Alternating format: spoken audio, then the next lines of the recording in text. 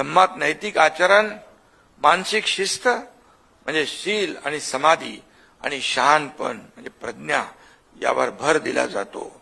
थोडक्यात धम्म म्हणजे स्वतःचं मन शुद्ध करून मानवी जीवनातील दुःख दूर करण्यासाठी योग्य आचरण करणं हेच आहे. आणि म्हणून मुळात धम्मचिंतन हे ठराविक वर्गासाठी नसून ते वैश्विक आहे, सगळ्यांसाठी आहे आणि त्याचं आचरण सगळ्यांनी केलं पाहिजे.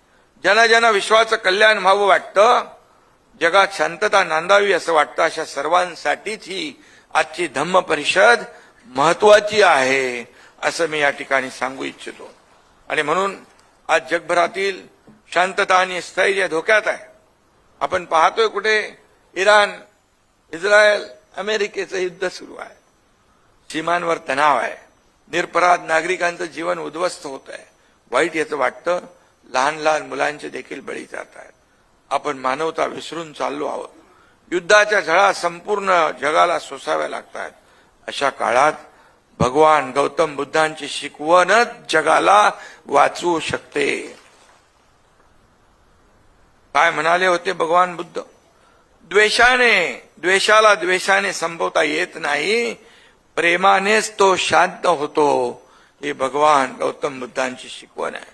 पण हा संदेश फक्त पुस्तकात वाचण्यासाठी नाही, तर तो आचरणात आणण्यासाठी आहे.